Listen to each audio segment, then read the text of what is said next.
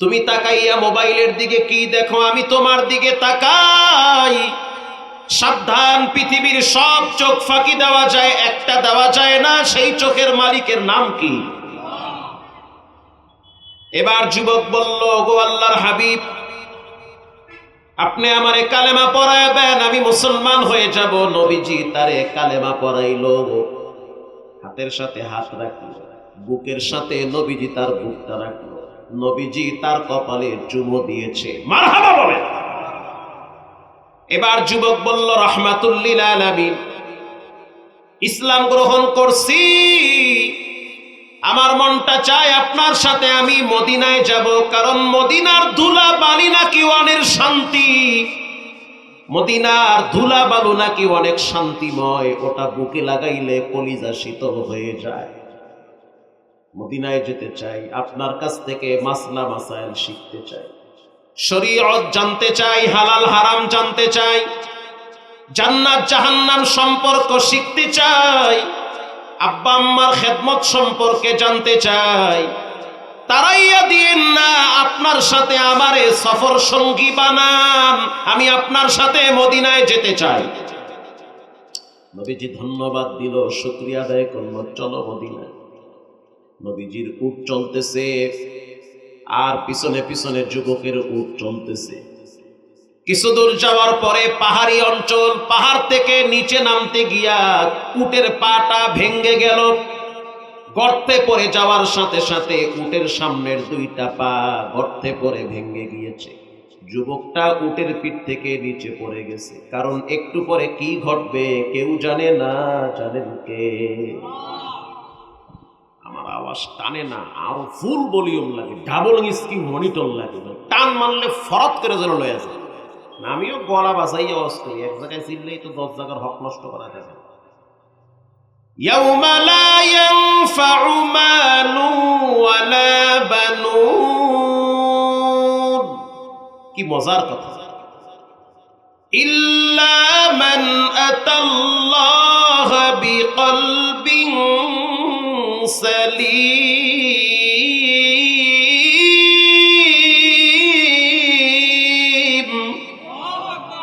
রব বলেছেন, সম্পদ কাজে আসবে না, সন্তান কাজে আসবে না, হিংসা অহংকার মুক্ত পরিষ্কার আত্মা কাজে আসবে। ইসলাম গ্রহণ করার পরে যুবকের অন্তরটা পরিষ্কার করে দিয়েছেন কে? একটা গুনাহ নাই, একটা পাপ নাই, গুনাহের কোনো স্পট নাই। মায়ের পেট থেকে বাচ্চা আসলে যেমন নিষ্পাপ, ইসলাম কবুল করলে যুবককেও রব নিষ্পাপ বানায় দেয়। তার কোনো গুনাহ নাই, এক পিস গুনাহ নাই, একটা গুনার দাগও তার কলিজায় না। যুবক যখন উটের পিঠ থেকে নিচে পড়ে গেল, পড়ে যাওয়ার সাথে সাথে তার ঘাড় ভেঙে গিয়েছে।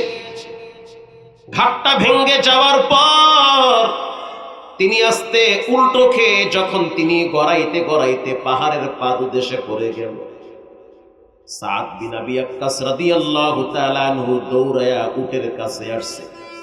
আয়েশা তাকায়া দেখলো উটের উপরে যে আরোহিত ছিল সে নিচে নেমে গেছে। গড়াইতে গড়াইতে যখন নিচে পড়ে গেল, সাদ বিন আবি ওয়াক্কাস নবীর সাহাবী, শুধু সাহাবী না, নবীর সম্পর্কে সে মামাও হয়, জলিল কদর সাহাবী, জান্নাতের টিকিট দুনিয়াতে পাইছে। আল্লাহু আকবার বলেন। নবীজির কাছে সংবাদ দিল, হুজুর একটু আগে যে কালেমা পড়লো সেই যুবক তো মারা গেছে। নবীজি আশ্চর্য হয়ে গেছে, বলে কি, এ তো আমার সাথে মদিনায় যাবে, এ কেমনে মারা গেল? বলে উটের পা ভেঙে গেছে, উপর থেকে পইরা গেছে, ঘাড় ভেঙে গেছে, জায়গায় শেষ। আল্লাহর হাবিব বলল, আমাকে তার কাছে নিয়ে যাও।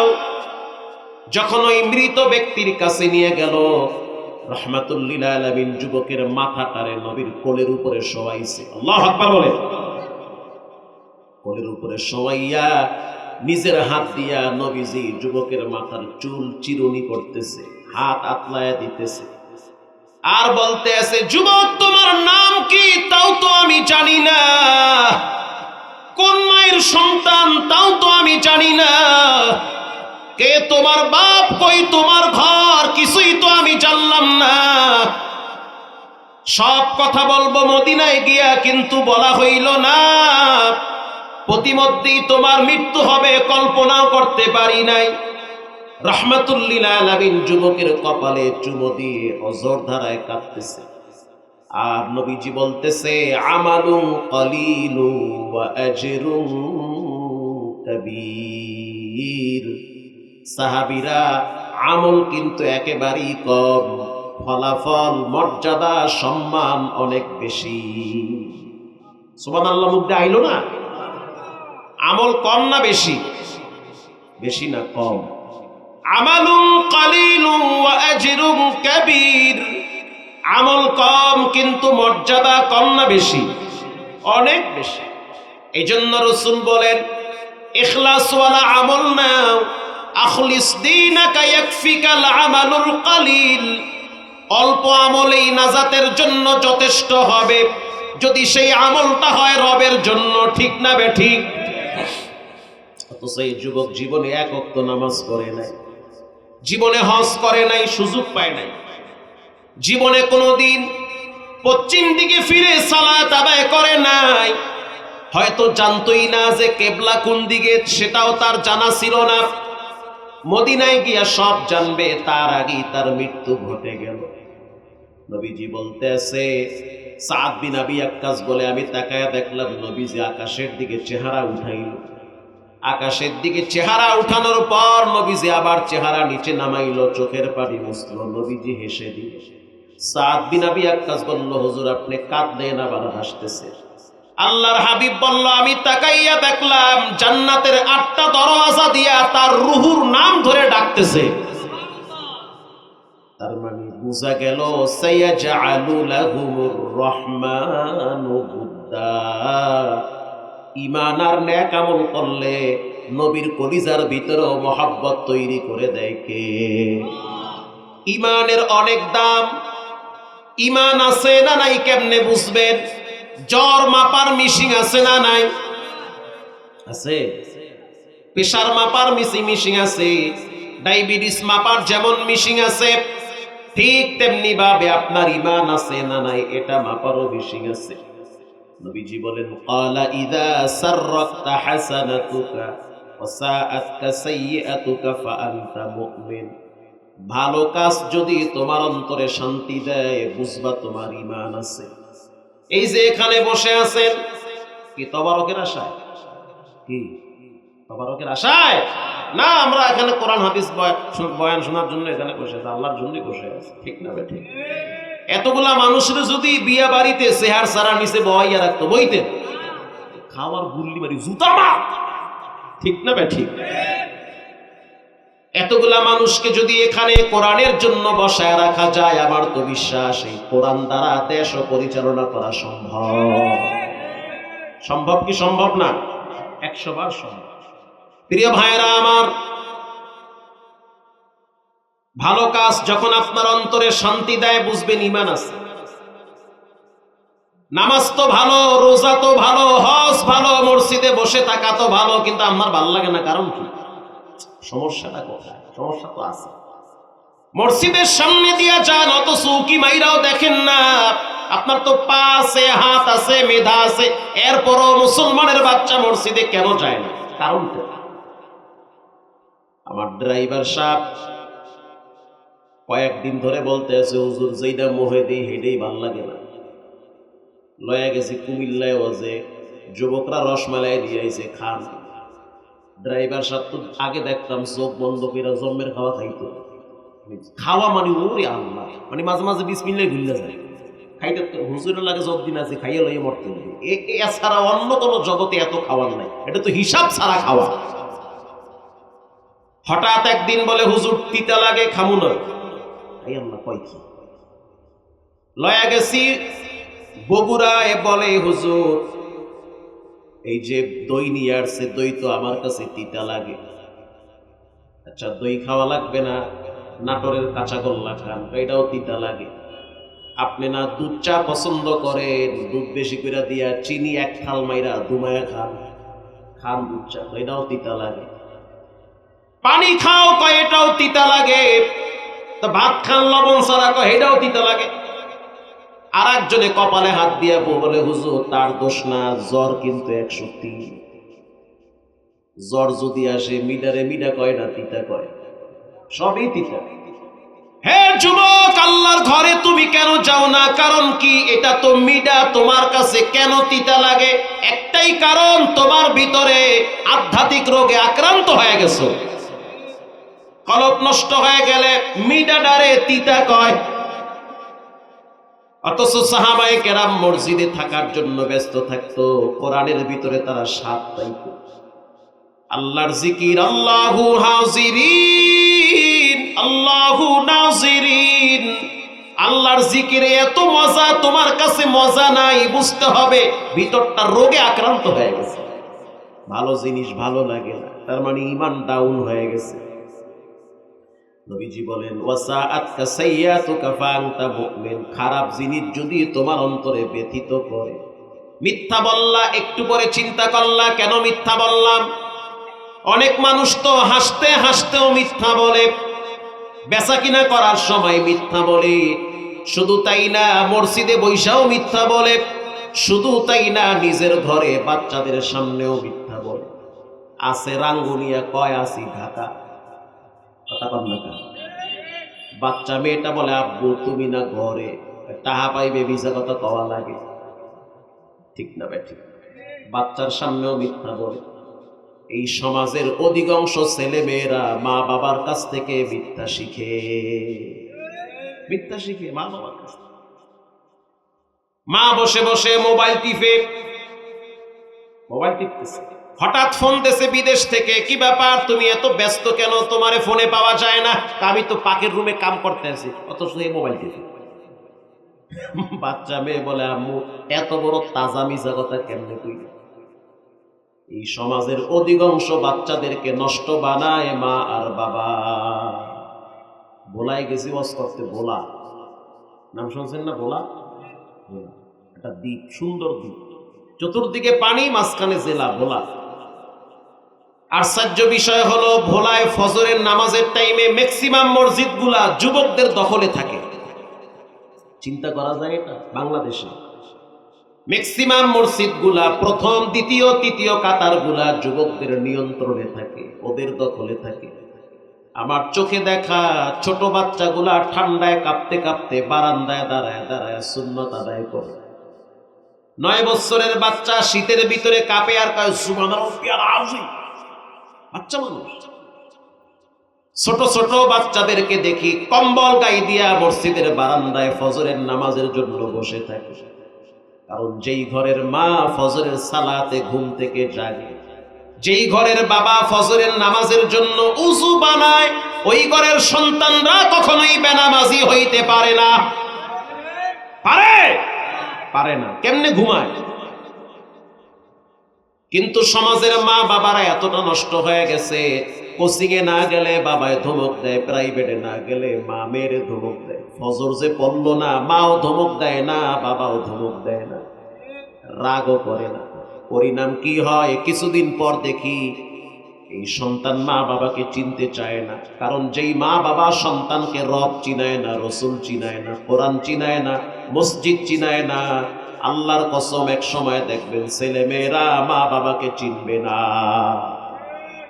কেমনে ঠিক? এটা কল লাগে। আমি বৃদ্ধাশ্রমে ঢুকছি, আজকে মাগরিবের নামাজ পড়ছি। এই যে নোয়াপাড়ার আরো আগে একটা নতুন হয়েছে, একটা বৃদ্ধাশ্রম নতুন হয়েছে বাম পাশে। নামাজ পড়ার জন্য ঢুকলাম, নামাজের পরে ভিতরে ঢুকছি, যা আছে কপালে। ঢোকার পরে একজনের সাথে সাক্ষাৎ, বাড়ি কই ঢাকায় শাহজাহানপুর। ওরে সুবহানাল্লাহ, গুলশান এলাকার মানুষ। বাড়ি হইল গুলশানে, থাকে আপনাদের রাঙ্গুনিয়ার পাশে বৃদ্ধাশ্রমে। কথায় কথা বাড়ে, বললাম কেমনে আসছেন? ছেলে মেয়ে নাই? বলে ছেলে আছে। ছেলে যেহেতু থাকে, নিজের বাড়ি আছে গুলশানে, বৃদ্ধাশ্রমে কেন থাকে? বলে ছেলে আমারে চিনে না। ছেলে আমাকে, কসম খোদা, ছেলে আমাকে চিনে না। সেই লোক এখনো বৃদ্ধাশ্রমে আছে। কয়জন আছেন? বলে আমরা 51 জন এখানে থাকি। অধিকাংশ ঢাকার অভিজাত এলাকার মা বাবা, গুলশানে বাড়ি, ধানমন্ডিতে বাড়ি, মোহাম্মদপুরে বাড়ি, মগ বাজারে বাড়ি, থাকে আইসা শেষ বয়সে বৃদ্ধাশ্রমে। কেন এমনটা হয়েছে?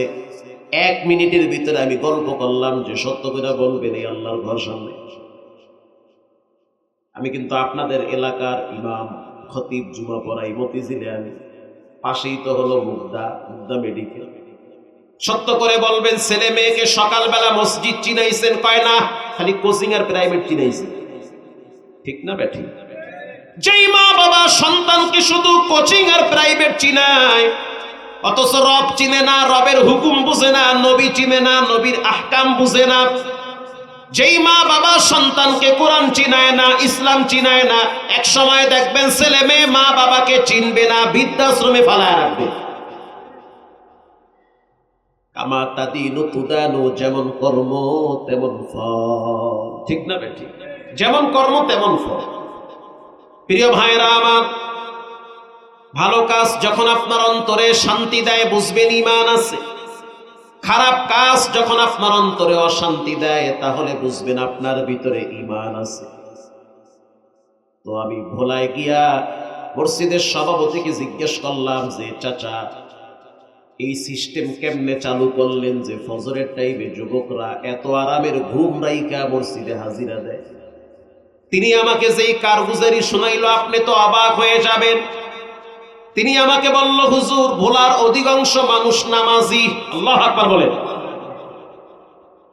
অধিকাংশ মানুষ ক্ষেত খামারে কাজ করে, কিন্তু আজান হয়ে গেলে ক্ষেতের ভিতরে সেজদায় লুটিয়ে পড়ে। আজান হয়ে গেলে দোকানের শাটার লাগায়া মসজিদে দৌড় মারে। হুন্ডাওয়ালা যাত্রী টানে, আজান হয়ে গেলে যাত্রীকে বলে, হয় নামাজে চলেন, না হয় বসেন, আমি নামাজ আগে পড়ব। অটোওয়ালা, রিক্সাওয়ালা আজান হয়ে গেলে প্যাসেঞ্জারকে বলে, নাইমা যান, আমার রব আমারে আগে মসজিদে ডাকছে। তার হক আগে, বাকি সব হক পরে। এটা যুগ যুগ ধরে চলে আসছে। আমাদের মনটাও তো দুর্বল থাকে, ভয়ে থাকে, চতুর্দিকে পানি, মাঝে মাঝে পানি আমাদের ঘর পর্যন্ত আসে। এই বুঝি ঘর বাড়ি নদীতে নিয়ে যায়। আল্লাহর ডরটাও তো একটু ভিতরে বেশি। ঠিক না বেঠি? আল্লাহর ভয়। তিনি বলল, আমাদের এলাকায় আল্লামা জমির উদ্দিন নানুপুরি রহমাতুল্লাহ আলাইহি সফর করত, মানুষদেরকে ধৈরা ধৈরা মসজিদ চিনাইতো। যুগ যুগ ধরে চলে আসছে। তিনি বলল, হুজুর, আমাদের ফজরের নামাজের সময় কমিটি গঠন করা আছে। কি গঠন করা? কমিটি। এই কমিটির যিনি সভাপতি, তার বয়স হইল 19 বছর। সভাপতির বানাই দিছি, তুমি হইছো ফজরের সভাপতি। সভাপতি তো দায়িত্বের ঠেলায় মসজিদে আইতে বাধ্য। কথা কন না কা? কেশিয়ার সাহেব, তার দায়িত্ব হলো সে টাইম মতো দেখবে যে কারা কারা ফজরে মসজিদে আসে নাই, লিস্ট করবে। এই কমিটি করার আগে মুসল্লি সবাইকে আমরা মসজিদে ডাকলাম, সবাই আগে অনুমতি দিছি, সবাই এক বাক্যে রায় দিছে যে হ্যাঁ, আমরা এরকম কমিটি চাই। তারপরও প্যারায় পড়লে হইল যেন মসজিদে আসি। ফজরের টাইমে যদি মহল্লার কোন যুবক ঘরে ঘুমাইতো, আমরা 10 জন মানুষ তার বাড়ির সামনে গিয়া তার খোঁজ খবর নিতাম। লজ্জায় পইরা হইল মসজিদে আসে। ঠিক না বেঠি? আপনি যদি ফজরের সময় ঘুমায় থাকেন, এই মহল্লার 10টা যুবক যদি আপনার বাড়ির সামনে গিয়ে ফজরের সময় ডাকে, এই আব্দুল কুদ্দুস ভাই, কই আপনি আছেন না মরছেন? আপনি তো লজ্জায় পরের দিন থেকে আর ফজর কামাই দেবেন না। ফজরে না যাওয়া মানে এই বাহিনী বাড়ির সামনে আসবে। এই সিস্টেম এখনো ভোলায় আছে। বাংলা বাজার, বুরহানুদ্দিন, চরফেশর, চর কুকরি মুকরি, আই সুবহানাল্লাহ, ফজরের টাইমে মসজিদে কোথাও জায়গা পাওয়া যায় না, এত মুসল্লি। এই জন্য আল্লাহ ভোলায় সম্পদ ঢাইলা দিছে, গ্যাসের খনিও দিয়ে দিছে, খাওয়া জম্মের খাওয়া। যেদিকে হাত দিবি সেদিকে ইলিশ মাছের মাথা পাবি। মারহাবা বলেন। ঘটনাক্রমে মহল্লার মানিক ভাই মসজিদে আসে নাই।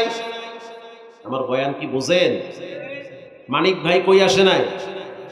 মানিক ভাইও কিন্তু এই কমিটির একজন সদস্য। বাকি 9 জন চিন্তা করলো, মানিক ভাই তো আমাদের কমিটির একজন সদস্য, ফজরে কেন আইল না? হয়তো অসুস্থ হতে পারে। বাকি 9 জন চইলা গেল মানিক ভাইয়ের বাড়ির সামনে। মানিক ভাই চিন্তা করছে হয়তো আমারে ভুলে গেছে তারা, আজকে আমি নাক টাইলে ঘুম দিই। আরো জন্মের শীত, বাহিরে কুয়াশা, এই শীতের ভিতরে বিদেশি কম্বলে ফজরের টাইমে ঘুমাইতে খুব মজা। কথা কম না খা, এ তো সেই মজা। কিন্তু ভাবতে পারে নাই যে বাহিনী চলে আসবে। কমিটির 9 জন মানিক ভাইয়ের বাড়ির সামনে দাঁড়ায় ডাক দিয়েছে, ও মানিক ভাই ঘরে আছেন না ঢাকায় গেছেন? মানিক ভাই তো কম্বলের ভিতরে মরাইতে আছে। সর্বনাশ, তো বাহিনী আইয়া পড়ছে। মানিক ভাইয়ের স্ত্রী বড় নামাজিওয়ালি মহিলা, বড় দিনদার মহিলা, বড় আল্লাহওয়ালা মহিলা।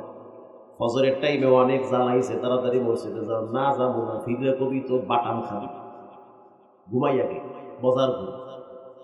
স্ত্রী যখন নামাজের জন্য দাঁড়াইলো, তখন মেয়েটাও নামাজের জন্য মায়ের পাশে দাঁড়ায় গেছে। মা নামাজ পড়লে মেয়েরা দাঁড়ায় না, দাঁড়িয়ে যায়। স্ত্রী নামাজ শেষ করলো, এর মধ্যেই বাহিরে আওয়াজ, মানিক ভাই আপনি কি মসজিদে আসেন নাই? আপনি কি অসুস্থ? হাদিসে আসছে অসুস্থ ব্যক্তির খোঁজ খবর নেওয়া, সেবা করা, এটা হলো সুন্নতে রাসূল। যদি কোনো অসুস্থ রোগীকে দেখার জন্য যান, 50,000 ফেরেশতারা আপনার জন্য দোয়া করবে। হাদিস বুখারীতে আছে। সুবহানাল্লাহ, জোরে বলেন। তা আপনি তো অসুস্থ হতে পারেন, খবর নেওয়ার জন্য আসছেন। মানিক ভাইয়ের ঘুম তো শেষ, বউ কইতে আছে যাও। কয় কেমনে যাই? লজ্জার বিষয়। পিছনের দরজা খুইলা দেই, তাড়াতাড়ি পিছনের দরজা দিয়া বাইরে যাও। পিছনের দরজা খুললেই তো নদী, যাইবে কই? চতুর্দিকে পানি, যাওয়ার কোনো রাস্তা নেই। এবার মানিক ভাই চিন্তায় পড়ে গেল, কি করা যায়? বাচ্চা মেয়েটারে বলতে আছে, তুমি গিয়া বলো আব্বু ঘরে নাই। কি হাসা কইছে না মিছা কইছে? বাচ্চা গিয়া বলতে আছে, হুজু হুজু আব্বু কইছে আব্বু ঘরে নাই। আব্বু কই নাই? বাচ্চা মানুষ তো আর একটু মিছা কথা কয় না, সত্য কথাই কইছে। আব্বু বলছে আব্বু ঘরে নাই, তার মানে ঘরে আছে। সবাই বুঝতে ফেলাইছে, বাবায় লজ্জা পাইছে, আর বাড়ানোর দরকার নেই। তো কমিটির সভাপতি, যেটার বয়স 19, এটা যাওয়ার সময় কইতে আছে, ভাবি সাবধান হয়ে যাইয়েন। এরপর থেকে যদি মানিক মিয়া মসজিদে না আহে, তাইলে কিন্তু আমরা দুপুরবেলা আপনার বাড়িতে 30 জন খাইতে যাবো। আল্লাহু আকবার বলেন। ওই চাচায় ওয়াজ ঠিক মতোই বুঝতে আছে। এটা শোনার পরে স্ত্রীর মাথা কি ঠান্ডা থাকে না গরম থাকে? তুমি যাবা না দুপুরের টাইমে 30 জন খাইতে হবে? এত মানুষের রান্না আমি পারুম না, ফজরে যাইতেই হবে। এই দেশে যদি কোরআন প্রতিষ্ঠিত হয়, দেখবেন সব যুবকরা মসজিদে যাইতে বাধ্য হয়ে যাবে, যেতে হবে। এক ওয়াক্ত নামাজ মিস দিবা, কোনো কথা নাই। তোমার আইফোন জেলখানায় 3 মাস রাখবে, আইফোন ছাড়া চলা লাগবে।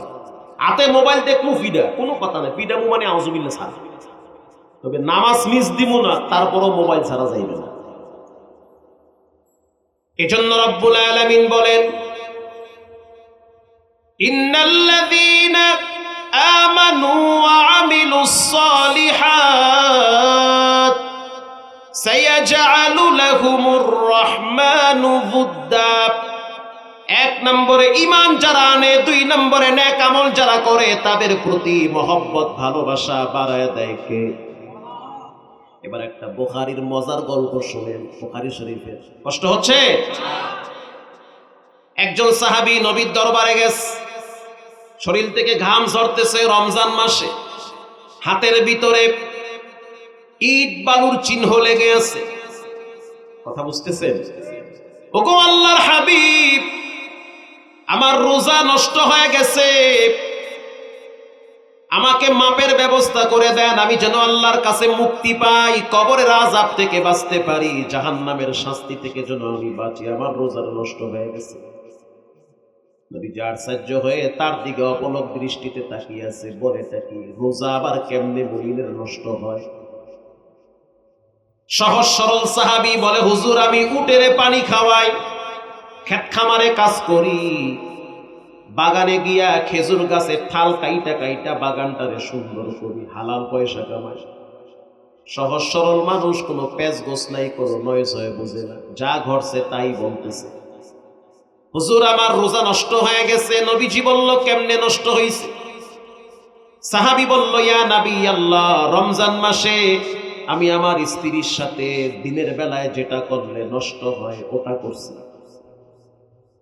স্ত্রীর লাগে দিনের বেলায় কি করলে রোজা নষ্ট হয়, এটা কি বাঙ্গাইয়া কওয়া লাগবে? কওয়া লাগবে না। স্ত্রীর সাথে দিনের বেলায় যেটা করলে রোজা যায় ওইটা করছি, রোজা কি আছে না গেছে? শেষ। হুজুর যেমনে হোক আমার ক্ষমার ব্যবস্থা করে, এই যে রোজা আমি নষ্ট করলাম আল্লাহর শাস্তি তো আমার পাওয়া লাগবে। জানি না কোথায় না জানি আমার মৃত্যু চলে আসে, ভয় লাগতেছে। রমজান মাস চলতেছে, রহমতের বরকতের মাস, আমি রোজা নষ্ট করছি, আমারে বাঁচান, যেমনে হোক আমাকে মাপের ব্যবস্থা করে দেন। নবীজি বললে, একটা কাজ করো, 60টা রোজা রাখো। কয়টা? খুব ভালো করে খেয়াল করবে, 60টা রাখো। হুজুর 30টা রাখতে গিয়েই তো কাইতে পড়ছেন। ডাইরেক্ট কয় পারবো না, আমি সহজ সরল মানুষ, পেঁচগোছ বুঝি না, আমার দ্বারা সম্ভব না। আল্লাহু আকবার বলেন। নবীজি বুঝতে পারছে সহজ সরল মানুষ, ঠান্ডা মেজাজের মানুষ, সোজা সাপটা মানুষ, এত নয় ছয় নাই। কিছু মানুষ আছে যা বলে মুখের উপরে বলে, পিছনে বলে না। কিছু মানুষ আছে সামনে আইসা মিষ্টি কথা বইলা, হাত বাড়াইয়া, ভালোবাসা দেখাইয়া, পিছনে গিয়া বাস দেয়। আল্লাহর হাবিব বলল, 60টা রাখতে পারবা না, তাহলে কাজ করো, একটা গোলাম আজাদ করে দাও। হুজুর আমি কেমনে গোলাম আজাদ করব? আমি নিজেই তো গোলাম, আমি গরিব মানুষ, কামলা দিয়া খাই, গোলাম কিনার মতো সামর্থ্য আমার নাই, আমার বাড়িতে কোনো গোলাম নাই। আল্লাহর হাবিব বলল, সাহাবী শুনে নাও, 60টা রোজা রাখবা, পারবা না, গোলাম আজাদ করবা তাও পারবা না, তাহলে একটা কাজ করো, 60 জন মিসকিন রে খাবার খাওয়াও। একটা রোজা নষ্ট হয়েছে, হক আদায় হয়ে যাবে। সাহাবী বলল, হুজুর ওই 60 জন মানুষরে খাবার খাওয়ানোর সামর্থ্য আমার নাই, আমি মিসকিন মানুষ, দিন আনি দিন খাই, কামলা দিয়ে সংসার চালাই, আবার 60 জন মানুষের আমি খাওয়াবো, এটা কি সম্ভব? আমার পারব না।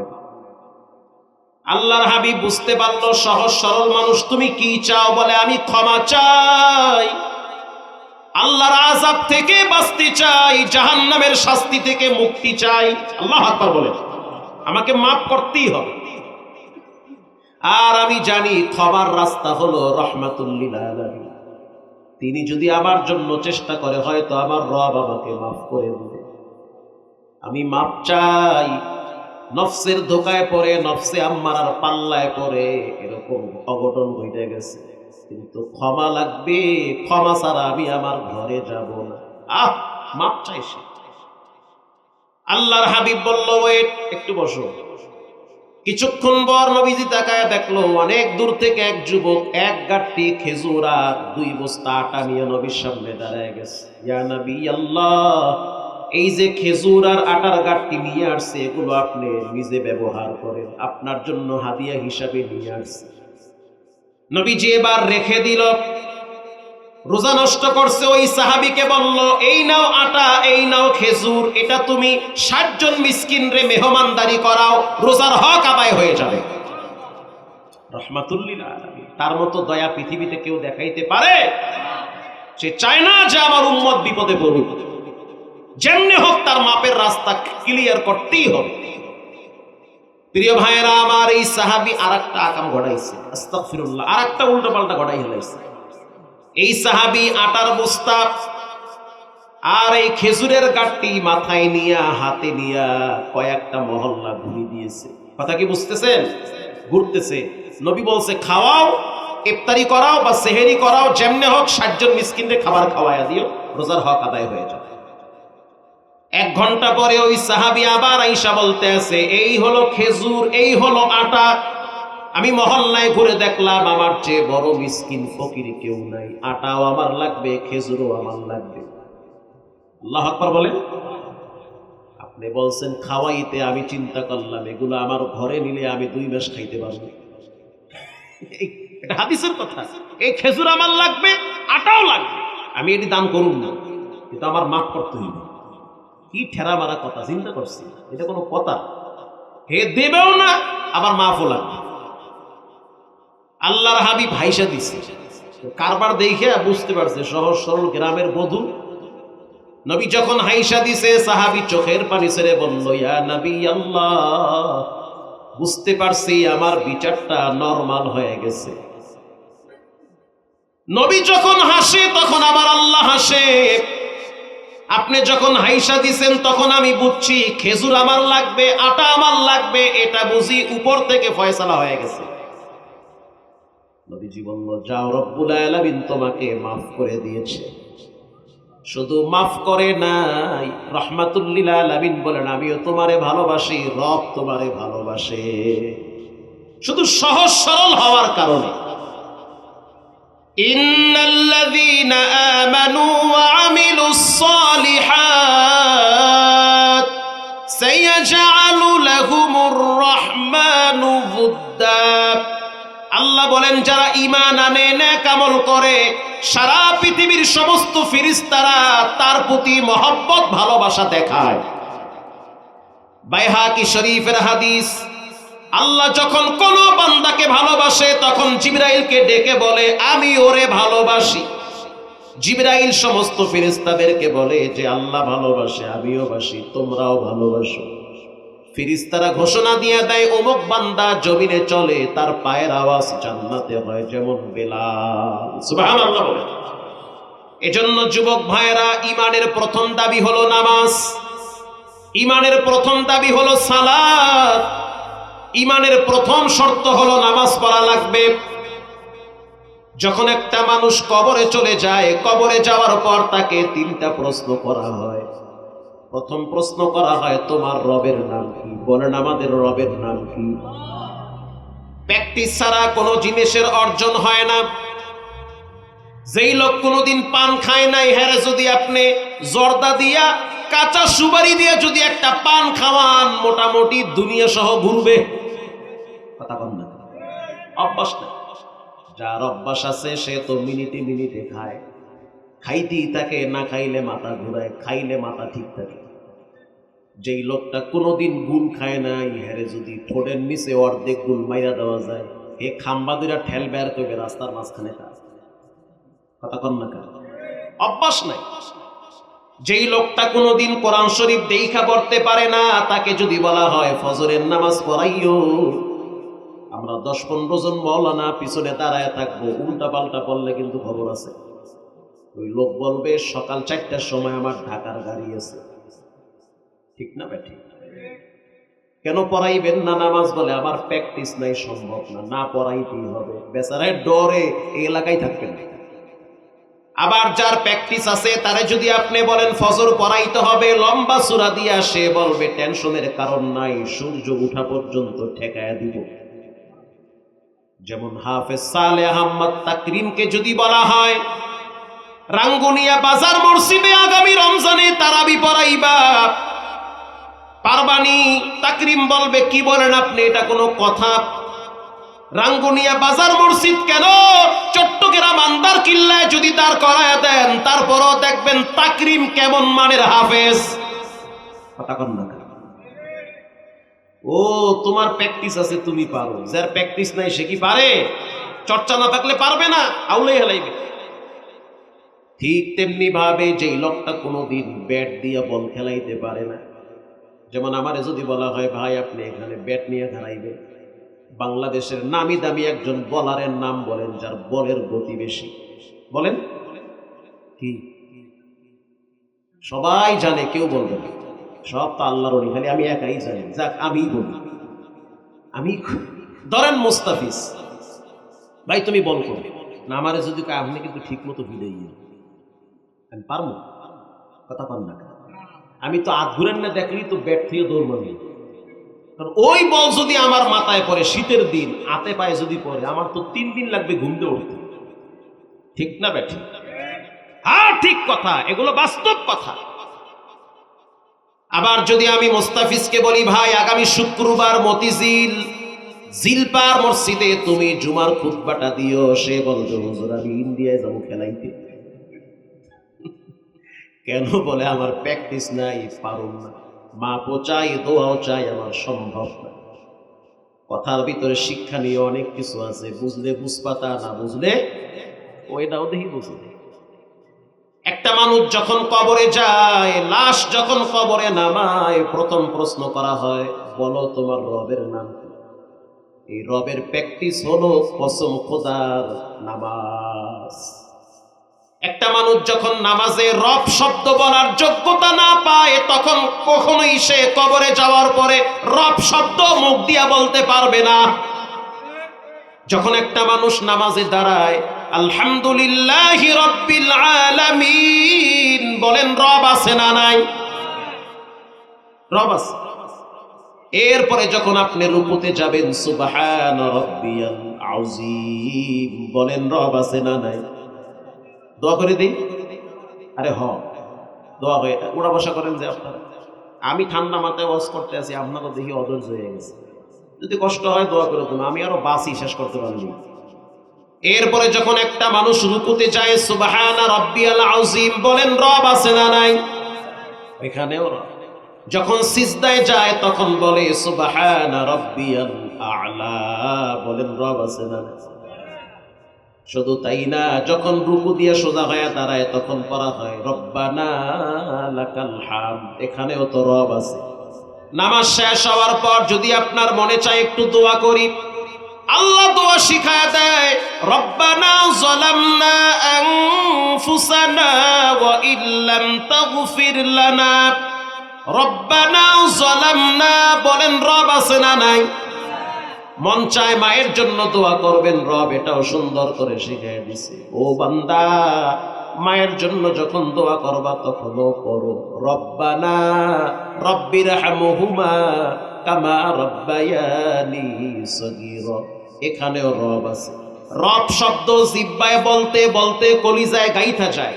যে যেটা জিহ্বায় লড়ায় ওটা ঘুমের ভিতরেও আওয়াজ দেয়। যে যেটা জিহ্বায় বেশি নাড়াচাড়া করে ওটা স্বপ্নেও চিল্লায়া উঠে। অনেক মাদ্রাসার ছাত্র দেখছি ঘুমের ভিতরে আল্লাহর কোরআনের তেলাওয়াত করে। আজীব ব্যাপার, এটা কেমনে হয়? আবার অনেক যুবকরা ঘুমের ভিতরে প্লান্টিক মারে। প্লান্টিক এমন প্লান্টিক মারছে, গুলশান বনানীতে মারছে প্লান্টিক, বাবার পীরের উপরে গিয়ে পড়ছে। বাপ চিন্তা করলো কিও ঘরে কি ভূমিকম্প ভেঙে পড়ে, পরে দেখে পোলায় ওই খেলা দেখতে দেখতে ঘুমাইছে। ঘুমের ভিতরে দেখে খেলা চলে, বল মিস করে ও নিজে মেরে দিছে। যে যেটা করে সেটা মুখ দিয়া বের হয়। মা ইয়ালফিদু মিন কাউলিন ইল্লা লাদাইহি রাকিবুন আতীদ।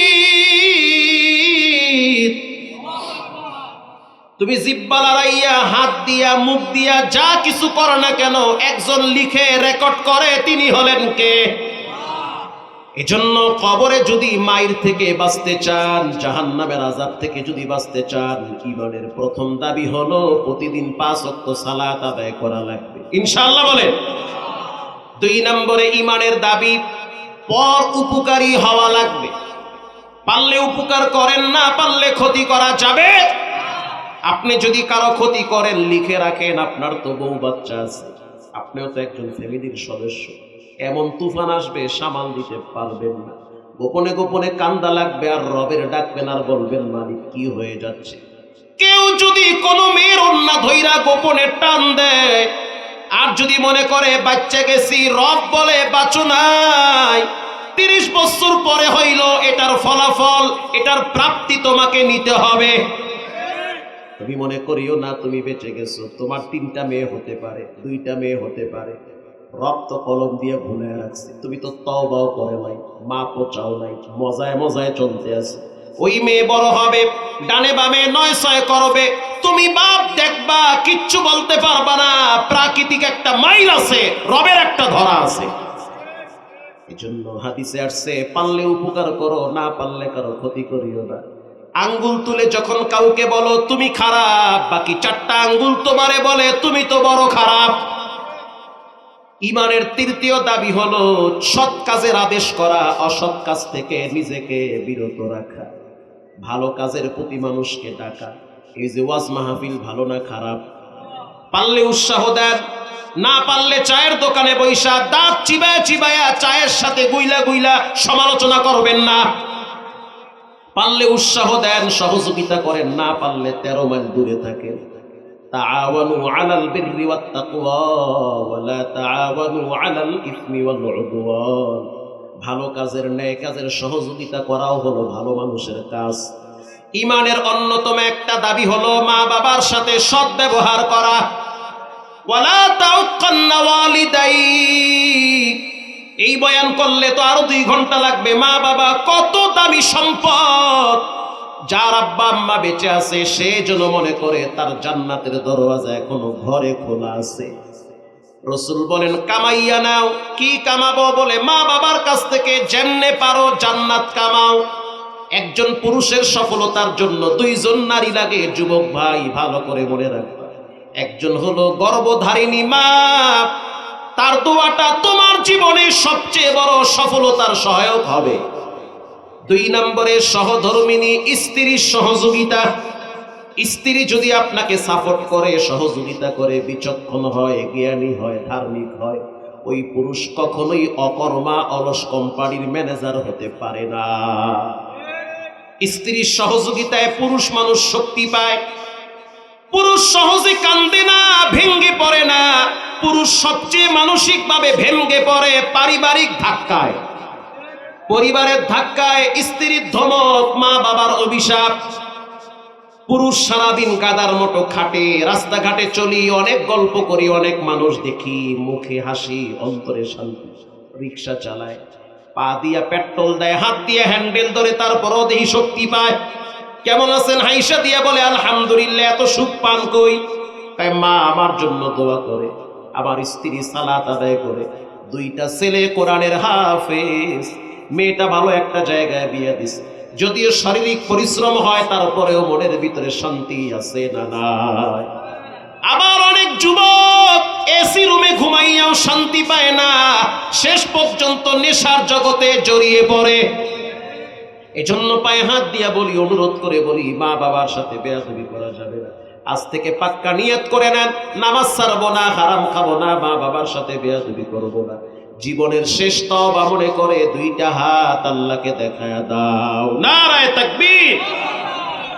আয় আল্লাহ, হাতগুলা জীবনে একবার কাবার গিলাফের সাথে লাগায়া দেন, জোরে বলেন আমিন। রব্বুল আলামিন মৃত্যুর আগে পরিপূর্ণ ঈমানদার হওয়ার তৌফিক দেন, জোরে বলেন আমিন। রঙ্গে তাকওয়া, রঙ্গে সিদক, রঙ্গে দিন, তা'বুদু বাকি বুয়াদবর আবেদিন। ঈমান আর আমল যদি আপনার ঠিক থাকে, তাহলে পরস্পরের ভিতরে মহব্বত, ভালোবাসা, হৃদ্রতা, সম্পর্ক তৈরি করে দিবেন কে? আল্লাহ তাআলা। আল্লাহ আমাদের সকলকে এই কথাগুলোর উপরে আমল করার তৌফিক দান করে। আমি প্রায় 2.25 ঘন্টা আপনাদের সামনে বয়ান করছি, তো লম্বা টাইম করি না, তারপর আজকে একটু আগে আগে স্টেজে উঠতে পারছি, শুকরিয়া। আল্লাহ তাআলা আপনাদেরকেও ভালো রাখুন, আমার জন্য দোয়া চাই। আজকের এই মাহফিলটাকে আল্লাহ তাআলা সফলতা দান করুক, বলেন আমিন। মসজিদ কমিটি, মাহফিল কমিটি, যুব সমাজ, এলাকাবাসী সকলকে দীর্ঘ হায়াত দান করুক, আমিন। দোয়া হয়ে যাবে, দোয়ার পরে সবার জন্য তাবারকের ব্যবস্থা আছে। দুরূদ শরীফ পড়ুন। আল্লাহুম্মা সাল্লি আলা সাইয়্যিদিনা মুহাম্মদ ওয়া আলা আলি মুহাম্মদ কামা সাল্লাইতা আলা ইব্রাহিম ওয়া আলা আলি ইব্রাহিম ইন্নাকা হামিদুম মাজিদ। আল্লাহুম্মা বারিক আলা মুহাম্মাদিন ওয়া আলা আলি মুহাম্মদ কামা বারাকতা আলা ইব্রাহিম ওয়া আলা আলি ইব্রাহিম ইন্নাকা হামিদুম মাজিদ। আলহামদুলিল্লাহি রাব্বিল আলামিন। ربنا ظلمنا أنفسنا وإن لم تغفر لنا وترحمنا لنكونن من الخاسرين. ربنا آتنا في الدنيا حسنة وفي الآخرة حسنة وقنا عذاب النار. رب ارحمهما كما ربياني صغيرا. يا ربي لك الحمد كما ينبغي لجلال وجهك وعظيم سلطانك. اللهم اغفر لي وارحمني واهدني وعافني وارزقني. اللهم بارك لنا في رجب وشعبان وبلغنا رمضان. রব্বুল আলামিন রজব মাস এবং শাবান মাস একেবারেই নাকের ডগায় চলে আসছে। আবার রমজানের ঘেরান শুরু হয়ে গেছে রে মালিক, রজব এবং শাবানের বরকত দেন, রমজান পর্যন্ত এই গরিব অসহায় দরিদ্র বান্দাগুলাকে হায়াত বাড়ায়া